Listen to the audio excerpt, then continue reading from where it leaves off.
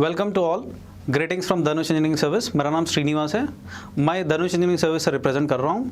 मुझे 10 इयर्स का एक्सपीरियंस है। ओके सो अभी आज का जो मॉडल है इसमें मैं क्या समझा रहा हूँ बोले तो इसमें आपको इलेक्ट्रिकल डिज़ाइन एंड ड्राफ्टिंग के लिए समझा रहा हूँ। असल actually electrical design and drafting बोलते क्या है, उसके अंदर क्या क्या चीज़ अपन पढ़ेंगे वो अपन को मैं इन डेप्थ बोलता हूँ।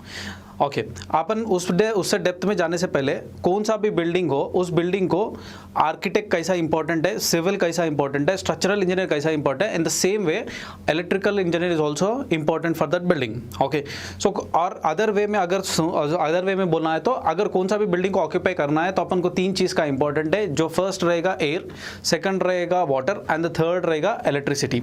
सो इन दिस इलेक्ट्रिकल में अपन इलेक्ट्रिकल डिज़ाइन एंड ड्राफ्टिंग बोले तो क्या है अपन पढ़ने चाह रहे हैं। So before upon in depth जाने से पहले असल डिज़ाइन बोले तो क्या है, ड्राफ्टिंग बोले तो क्या है।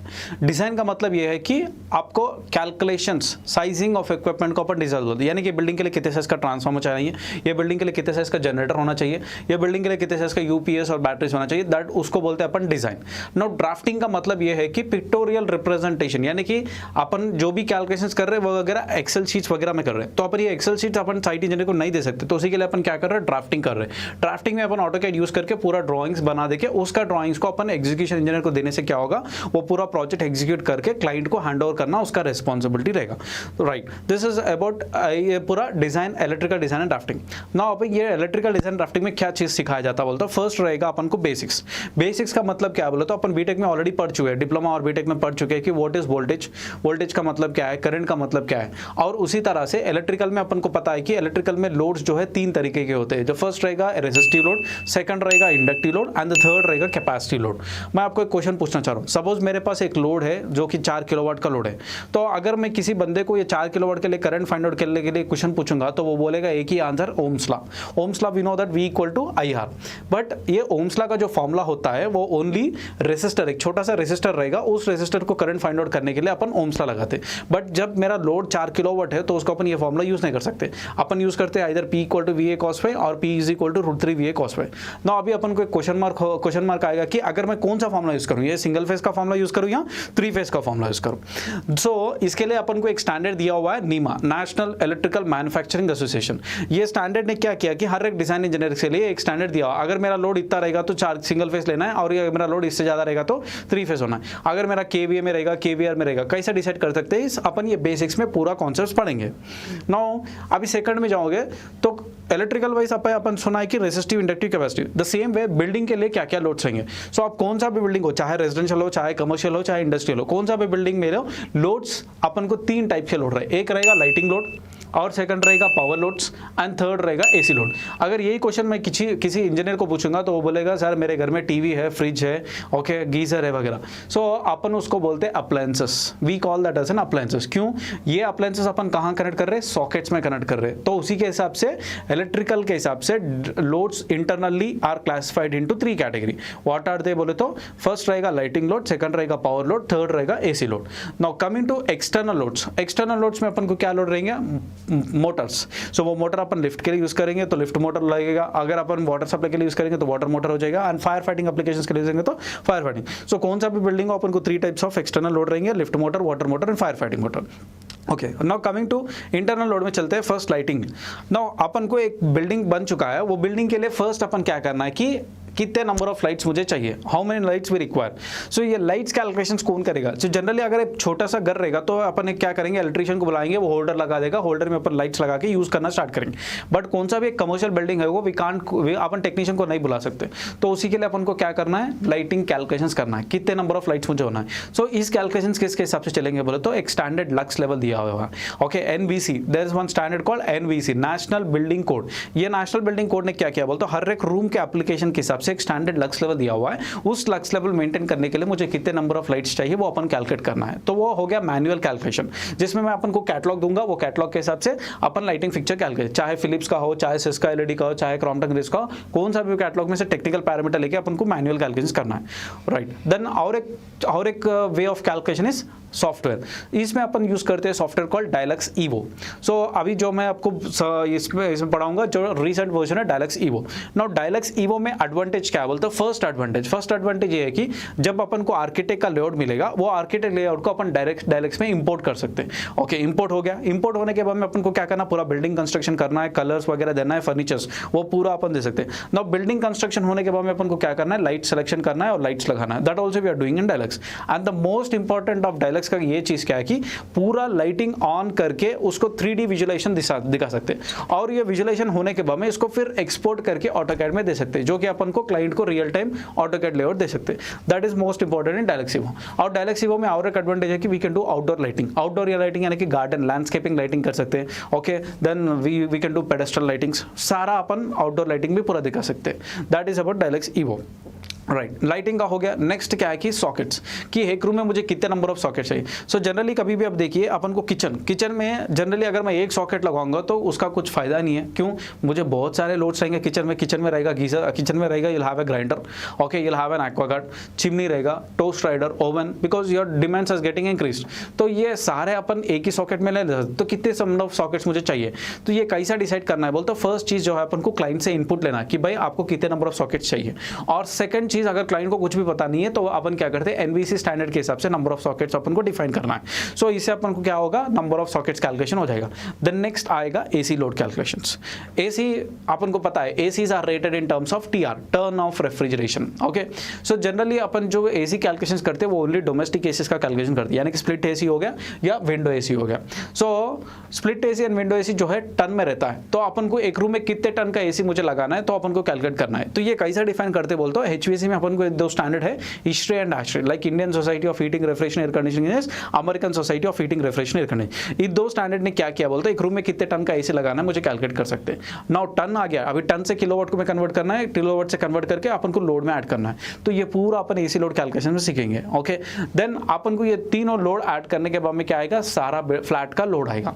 नाउ फ्लैट का लोड आने के बाद में अपन को एक क्वेश्चन मार्क रहेगा कि अगर ये बिल्डिंग को मुझे सिंगल फेज सप्लाई लेके आना है या 3 फेज सप्लाई लेके आना है। Now single phase supply 3 phase supply कैसा डिसाइड कर सकते बोलते हो, according to the norms of TSPDCL, Telangana state power distribution board corporation ने एक कंडीशन दिया कि अगर मेरा लोड 8 किलोवाट से कम है तो अपन को सिंगल फेज सप्लाई मिलेगा, 8 किलोवाट से ज्यादा है तो 3 फेज सप्लाई।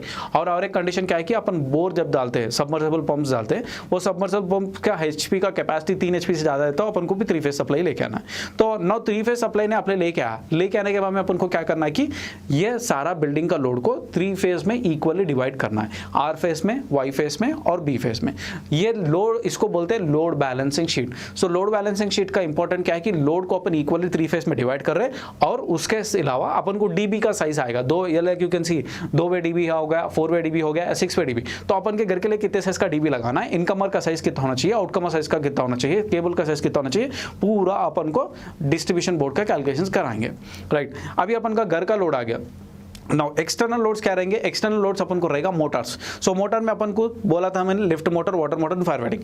नाउ ये मोटर का ड्रॉबैक क्या है बोले तो अपन का इनपुट पावर फैक्टर जो रहेगा 0.8, जब मोटर कनेक्ट करेंगे तो पावर फैक्टर कम होगा। पावर फैक्टर कम होने से क्या हुआ, अपन को पेनल्टी चार्जेस बढ़ेंगे। तो उसी के लिए अपन को क्या करना है, कैपेसिटर बैंक्स बोल के वी नीड टू पुट। तो अपन घर के अंदर क्यों नहीं लगा रहे, बिकॉज ऑल दी घर के अंदर का जो लोड है सारे सिंगल फेस रहेंगे, उसको अपन को मैन्युफैक्चर डिफॉल्ट कैपेसिटर देगा। But it comes to 3 phase में अपन को कैपेसिटर नहीं मिलेगा। तो उसके लिए अपन क्या कर रहे हैं, MCC पैनल, पहले मोटर कंट्रोल सेंटर पैनल का साइजिंग करना है, फिर कैपेसिटर बैंक का साइजिंग करना है। Like you can see motor control centre and APFCP। अभी APFC के अंदर देखोगे तो अपन को कॉन्टैक्टर्स है, सर्किट ब्रेकर्स है, केबल। सो ये सारे साइज का अपन को डिफाइन करना है। सो अपन कैपेसिटर बैंक पैनल्स के हिसाब से बढ़ेंगे। देन अभी ये हो गया importance of your power factor and capacitor banks. Okay, अब ये पूरा लोड ऐड करने से क्या होगा, टोटल बिल्डिंग का लोड आ गया। नाउ बिल्डिंग का लोड आने के बाद में अपन को क्या करना है कि अगर छोटा सा बिल्डिंग रहेगा तो directly you can take it from the power source, घर के सामने से ट्रांसमिशन लाइन जाएगा वहां से। मगर अगर बिल्डिंग का लोड ज्यादा है तो अपन को क्या करना है, we need to put a separate transformer, घर के लिए सेपरेट ट्रांसफार्मर लगा रहे हैं। ओके, सो जनरली ट्रांसफार्मर लगाने के लिए अपन हर बार तो ट्रांसफार्मर चेंज नहीं करते, साइज का ट्रांसफार्मर चेंज नहीं करते। तो जब भी अपन ट्रांसफार्मर लगा रहे we need to take the future load, यानी कि अभी जो फिलहाल का लोड है और अपन का फ्यूचर एक्सपैंड होगा तो कितना लोड अपन को होने का चांस है।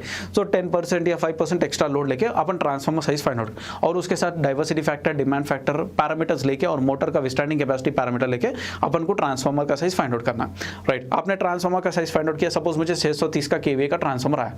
अब ये 630 केवीए का ट्रांसफार्मर को कहां से सप्लाई लेना है, 11 kV से लेना है या 33 kV से लेना है, यानी कि पॉइंट ऑफ सप्लाई को डिसाइड करना, वो अपन को ये पूरा कैलकुलेशन। नाउ ट्रांसफार्मर होने के बाद में, ट्रांसफार्मर के बाद में नेक्स्ट क्या रहेगा बोले तो we have 2 more transformers. What are they? Which helps in measuring a current, और एक जो है which helps in measuring a voltage. So उसमें अपन को करंट ट्रांसफार्मर और पोटेंशियल ट्रांसफार्मर। तो अपन बीटेक में पढ़ा है current transformer is to measure the current, but उसका टेक्निकल पैरामीटर क्या होना है भाई, मुझे सीटी लगाना है तो उसका टेक्निकल पैरामीटर। सो आप देख सकते हैं सीटी का टेक्निकल पैरामीटर। सो ये टेक्निकल पैरामीटर्स कौन डिफाइन करेगा? ना द टेक्नीशियन डिफाइन करेगा, ना इलेक्ट्रिशियन डिफाइन, ना इधर साइट इंजीनियर, डिजाइन इंजीनियर को डिफाइन करना है। तो ये CT calculations we do, as well as we need to do the PT calculation also. So current transformer और पोटेंशियल ट्रांसफार्मर का साइजिंग हो गया। नेक्स्ट, अभी ये मुझे ट्रांसफार्मर से लेके सारे बिल्डिंग को पावर को सप्लाई करना है, बिकॉज ट्रांसफार्मर क्या कर रहा है, पावर डिलीवर कर रहा है। अभी ये ट्रांसफार्मर से सारे बिल्डिंग को, हर एक लोड को, हर एक फ्लोर को मुझे पावर डिलीवर करना है। ये हर एक फ्लोर को पावर डिलीवर करने कौन करेगा? तो with help of cables. Okay, so cable का साइज फाइंड आउट करना है। तो केबल का पैरामीटर किसके ऊपर डिपेंड रहेगा? फर्स्ट इज अपन को सिलेक्शन करना है कि कॉपर चाहिए, एल्यूमिनियम चाहिए। सेकंड इज अपन को इंसुलेशन, बिकॉज अपन को बहुत सारे इंसुलेशन है, पीवीसी का है, HR PVC का है, XLPE का है। ओके, अपन को कौन सा टाइप का इंसुलेशन सिलेक्शन करना है। एंड नॉट ओनली दैट, जब केबल सिलेक्शन कर रहे हैं अपन को कौन सा कोर, यानी कि सिंगल कोर हो गया, 2 कोर हो गया, 3 कोर हो गया, 3.5 कोर हो गया, 4 कोर हो गया, कौन सा केबल लेना है। और उससे द मोस्ट इंपॉर्टेंट रहेगा साइज ऑफ द केबल। अगर मुझे इतना करंट कैरी करना है तो कितने साइज का केबल मुझे लगाना है। सो ओवरऑल कंक्लूजन क्या है? एज यू कैन सी, कौन सा भी डायग्राम को देखोगे तो टेक्निकल पैरामीटर कैसा लिखा जाएगा। तो जैसे एग्जाम्पल देखो, 3 रन 3.5C/4C 630 स्क्वायर mm का केबल, AL हो गया एल्यूमिनियम एंड XLPE। लाइकवाइज मुझे एक टेक्निकल पैरामीटर डिनोट करना है। ये 3 रन का मतलब क्या है? तो जब अगर आपको कम करंट होगा और अपन को एक केबल साइज आया तो एक केबल अपन लगा सकते हैं, बट अगर मेरा केबल साइज 300 स्क्वायर एम से अधिक गुना होगा तो अपन उसको बेंड वगैरह टर्मिनेट करना मुश्किल है। तो उसके लिए अपन क्या कर रहे हैं, नंबर ऑफ रन्स का कॉन्सेप्ट। ये पूरा अपन कैटलॉग यूज करेंगे, HT का, LT का, जेम्सकैप का कैटलॉग यूज करके अपन केबल साइज कैलकुलेशन कर रहे हैं। तो जैसे अपन को साइज ऑफ द केबल आ जाएगा। नाउ केबल साइज होने के बाद में अपन को क्या करना है? Next is the most important is circuit breaker size calculations करना है। सर्क्यूट ब्रेकर साइज में अपन क्या कर रहे हैं? सो जनरली अगर किसी बंदे को मैं पूछूंगा सर्क्यूट ब्रेकर, तो बोलेगा circuit breaker is denoted based upon the ampere rating. No, circuit breaker is not only denoted, circuit breaker जो है एम्पियर रेटिंग के हिसाब से नहीं, सर्क्यूट ब्रेकर और एक चीज में डिनोट होगा। तो कभी भी सर्क्यूट ब्रेकर सिलेक्शन कर रहे हैं तो 3 पैरामीटर अपन को लेना है। द फर्स्ट हो गया अपन का लोड करंट, अगर लोड करंट के हिसाब से सर्क्यूट ब्रेकर साइज सेलेक्ट करना है। और सेकंड वाला होगा short circuit current. Short circuit current यानी कि कभी भी अगर कोई 2 केबल आजू बाजू जा रहे हैं तो उसका कुछ केबल का इंसुलेशन कट हो गया तो दोनों केबल शॉर्ट हो गया तो फॉल्ट होगा। वो फॉल्ट करंट होगा तो अधिक गुना करंट फ्लो होगा और मेरा इक्विपमेंट डैमेज होगा। तो इक्विपमेंट डैमेज नहीं होना बोले तो अपन क्या कर रहे हैं, सर्क्यूट ब्रेकर का फॉल्ट करंट विथस्टैंडिंग कैपेसिटी अपन फाइंड आउट करना है। कितने, अगर मेरा फॉल्ट हो गया तो कितना फॉल्ट करंट फ्लो होने का चांस है, और वो फॉल्ट हो गया तो मेरा सर्क्यूट ब्रेकर ट्रिप माना है। तो थर्ड पैरामीटर रहेगा ट्रिपिंग टाइम, यानी कि ये फॉल्ट करंट अधिक गुना होगा तो मेरा सर्क्यूट ब्रेकर ट्रिप हो जाए। So that is circuit breaker. Now इससे और क्या है बोले तो अपन को सर्क्यूट ब्रेकर क्लासिफिकेशन है। सर्क्यूट ब्रेकर अपन को HT साइड के सर्क्यूट ब्रेकर है, LT साइड के सर्क्यूट ब्रेकर है और प्रोडक्टिव। अपन को HT में क्या क्या सर्क्यूट ब्रेकर है, VCB है, SF6 है, OCB है। जैसे कि LT में अपन को क्या है, MCB, MCCB और ACB। देन थर्ड अपन को प्रोडक्टिव सर्क्यूट ब्रेकर्स क्या है, ELCB हो गया, ROCB हो गया, RS। ये पूरा अपन बीटेक में पढ़ चुके हैं, बट कौन सा सर्क्यूट ब्रेकर कहाँ यूज करना है, ओके, ये पूरा अपन सर्क्यूट ब्रेकर कैलकुलेशंस में अपन पढ़ रहे हैं। द नेक्स्ट सर्क्यूट ब्रेकर हो गया। अभी यहाँ तक क्या हो गया, आपने डिजाइन किया, बट अभी क्या करना है, आपका डिजाइन परफेक्ट है या नहीं है वैलिडेट करना है। तो the next is we need to do analysis करना है। तो वो एनालिसिस करने के लिए अपन को क्या कर रहे हैं, वोल्टेज ड्रॉप कैलकुलेशंस को करना है। ना वोल्टेज ड्रॉप कैलकुलेशंस क्यों कर रहे हैं? अभी मेरे बिल्डिंग के सामने ट्रांसफार्मर रहेगा और मैं 10 फ्लोर को बिल्डिंग को पावर भेजूंगा, और ये सपोज मेरे 10 फ्लोर में एक फैन है, 10th फ्लोर में एक फैन है। वो फैन को चलाने के लिए मुझे 230 वोल्टेज चाहिए, बट मुझे वोल्टेज कितना आ रहा है उधर 110। तो आपका डिजाइन कहाँ पर है, यहाँ पर पूरा आपने कैलकुलेट किया, तो उसका डिजाइन का इंपॉर्टेंस क्या है। तो मुझे हर एक इक्विपमेंट के पास में मुझे वोल्टेज कितना आ रहा है, और अगर मुझे वोल्टेज बहुत सारा ड्रॉप हो रहा है तो मुझे क्या करना है। सो ये पूरा अपन को वोल्टेज ड्रॉप कैलकुलेशन करना है। वोल्टेज ड्रॉप कैलकुलेशन करने के बाद में देन अपन बोल सकते हैं कि your design is perfect. So we do the voltage drop. So mostly voltage drop किसके पैरामीटर डिपेंड रहेगा, length of the cable and resistance of the cable, उसके हिसाब से अपन voltage drop calculate done. Next voltage drop होने के बाद में next the most important parameters we are going to study about the earthing. So generally building के लिए अर्थिंग क्यों लगाया जाता है, कि लो रेसिस्टेंस पाथ देने के लिए लगाया जाता है, कि अगर कहीं पर भी लीकेज हो गया तो मेरा बिल्डिंग का जो लीकेज करंट है वो जमीन में चले जाना चाहिए। तो वो जमीन में चले जाने के लिए क्या है, उसका रेसिस्टेंस कितना मेंटेन करना है, 1 ohm to 3 ohm, और थोड़े लोग मैक्सिमम 5 ohm तक मेंटेन कर सकते हैं। ये 5 ohm तक मेंटेन करने के लिए मुझे क्या क्या चाहिए। सो पहले पट्टी लगाते, ग्राउंडिंग अर्थिंग करने के लिए पट्टी लगाते, पट्टी का साइज लगाना है, पट्टी का साइज फाइंड आउट करना है। नेक्स्ट इज कितने नंबर ऑफ पिट्स होना है, 1 या 2 पिट, वो पिट का साइज क्या है, ओके, पिट के अंदर क्या डाल रहे, रॉड रहेगा, उसका रेसिस्टेंस क्या है, ओवरऑल रेसिस्टेंस मुझे 1 ओम टू 3 ओम मेंटेन करने के लिए कितने नंबर ऑफ पिट्स और साइज पूरा अपन को अर्थिंग कैलकुलेशंस में किया जाता है। डन। अर्थिंग होने के बाद में नेक्स्ट रहेगा अपन को lightning arrester. Now lightning arrester की जरूरत क्या है, लाइटनिंग अरेस्टर अपन देखते हैं, लाइक यू कैन सी, आप बिल्डिंग के ऊपर देखिए लाइटनिंग अरेस्टर लगा है, तो इसकी जरूरत क्या है बोले तो कभी भी जलजला हो गया, ओके, तो जब क्या हो गया, heavy voltage it comes to the ground, तो अभी मुझे बिल्डिंग को वो हेवी वोल्टेज से स्ट्राइक करने से प्रोटेक्ट होना है, तो वो स्ट्राइक जब करेगा तो पूरा कोलैप्स हो जाएगा, तो उसको अपन क्या करें, लाइटनिंग अरेस्टर वो क्या करेगा, हाई वोल्टेज को पास टेक करके और ग्राउंड को पास करेगा। तो मुझे कितने नंबर ऑफ लाइटनिंग अरेस्टर करना है जो कि मेरा बिल्डिंग को 360 डिग्री प्रोटेक्शन करने के लिए, वो अपन लाइटनिंग अरेस्टर में पढ़ना है। नेक्स्ट रहेगा केबल ट्रे। नाउ जरूरत, केबल ट्रे की जरूरत क्या है, सो अगर अपन के घर में देखिए एक छोटा सा number of cables like 1.5 2.5 scrum का पास करने के लिए अपन पीवीसी पाइप लगाते हैं, बट अगर बंच ऑफ केबल्स है, ये बंच ऑफ केबल्स को पास करने के लिए अपन क्या कर रहे हैं, केबल ट्रेस, अपन को टाइप्स ऑफ केबल ट्रे, एक परफोरेटेड हो गया, लैडर टाइप हो गया, मेश टाइप केबल ट्रे हो गया, बहुत सारे केबल ट्रेस है। तो अपन को इसमें क्या करना है बोलते, अगर मुझे इतने केबल्स है उसको पास करने के लिए उसका width of the cable tray कितना होना चाहिए, depth of the cable tray कितना होना चाहिए, और वेट ऑफ द केबल जो कि मैन्युफैक्चर को केबल ट्रे का बनाने के लिए उसको वेट भी देना चाहिए। सो ये पूरा अपन केबल ट्रे साइज कैलकुलेशंस में हो रहा है। नेक्स्ट इज बस बार। नाउ बस बार बोले तो क्या है, सो अगर अपन के घर में जो डीबी है उसके अंदर बस बार नहीं रहेगा बिकॉज आपका करंट बहुत कम है, बट अगर मेरा करंट बहुत अधिक गुना है, ओके, सपोज मेरा करंट है 1000 एम्पियर है, एमडीबी में एसएमडीबी 1000 एम्पियर, तो ये 1000 एम्पियर रहेगा तो मुझे 630 का केबल आएगा। ये 630 अपन सर्किट ब्रेकर के अंदर करंट नहीं कर सकते, तो उसके लिए अपन क्या करते हैं, बस बार पैनल्स लगाते हैं, जहां पर अपन को मोर आउटकम्स है वहां पर भी अपन बस बार, ये बस बार साइज को भी अपन को डिफाइन करना है, 25/3 होगा या 25/6 होगा, कितने साइज का बस बार लगाना है। सो ये बस बार जब अपन कैलकुलेट करेंगे लोड करंट के हिसाब से भी कैलकुलेट करना है, शॉर्ट सर्किट करंट के हिसाब से कैलकुलेट करना है। सो बस बार साइज और पैनल बोर्ड साइजिंग भी अपन यहाँ पर देख सकते हैं कि पैनल बोर्ड का पूरा साइज भी अपन दे सकते हैं, bus bar sizing also that comes, that is electrical panel board sizing also will come to no.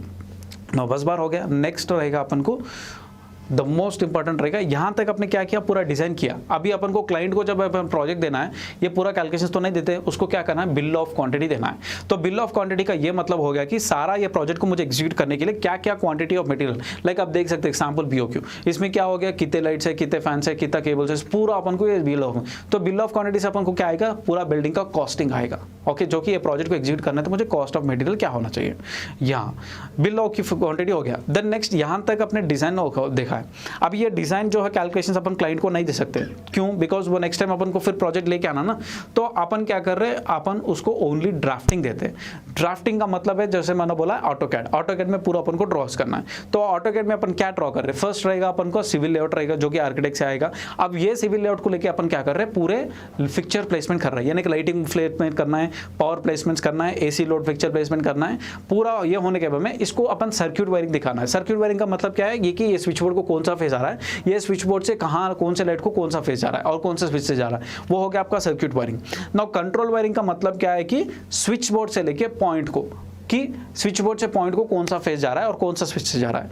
और इसके अलावा अपन को क्या करना है, कॉन्ड्यूटिंग दिखाना है, बिकॉज जब बिल्डिंग कंस्ट्रक्शन होने से पहले जब आरसीसी का सेंटरिंग वाला आके लकड़ियां लगाने के बाद में देन अपन को कॉन्ड्यूट पाइप रन करना है। तो कॉन्ड्यूट पाइप रन करने के लिए अपन को कॉन्ड्यूटिंग का डायग्राम देना है टेक्नीशियन को। सो अपन कॉन्ड्यूटिंग का भी पूरा ड्राइंग्स करके देते हैं, जो कि इसके हिसाब से वो टेक्नीशियन कॉन्ड्यूटिंग करता है। देन हो गया, उसके बाद में रहेगा द मोस्ट इंपॉर्टेंट क्या है कि सिंगल लाइन डायग्राम और individual single line. Now single line diagram क्या है, सिंगल लाइन डायग्राम क्या है कि टोटल बिल्डिंग का इलेक्ट्रिकल वायरिंग डायग्राम, यानी कि स्कीमेटिक डायग्राम जैसे बोलते हैं, इसे अपन को इलेक्ट्रिकल में सिंगल लाइन डायग्राम बोलते हैं। यानी कि पूरा चीज दिखाना है, पॉइंट ऑफ सप्लाई भी दिखाना है, ट्रांसफार्मर दिखाना है, पीटी सीटीज दिखाना है, एसएमडीबीज दिखाना है, डीबीज भी दिखाना है और उसके लोड्स भी दिखाना है। Then individual single line diagram ये हो गया कि डीबी से कौन से रूम को कौन सा सर्किट ब्रेकर से अपन ऑपरेट कर रहे हैं, जो कि इसकी जरूरत क्या है, अगर इन फ्यूचर में कुछ प्रॉब्लम आ गया तो technician can identify the problem easily. तो उसके लिए अपन क्या कर रहे हैं, उसका इंडिविजुअल सिंगल लाइन डायग्राम इसको प्रिंट निकाल के क्या करना है, डीबी के ऊपर लगाना, जो कि कोई टेक्नीशियन को कहीं कुछ सर्किट ब्रेकर ट्रिप हो गया तो इससे अपन को पता चल जाएगा, वो अपन को इंडिविजुअल सिंगल लाइन डायग्राम।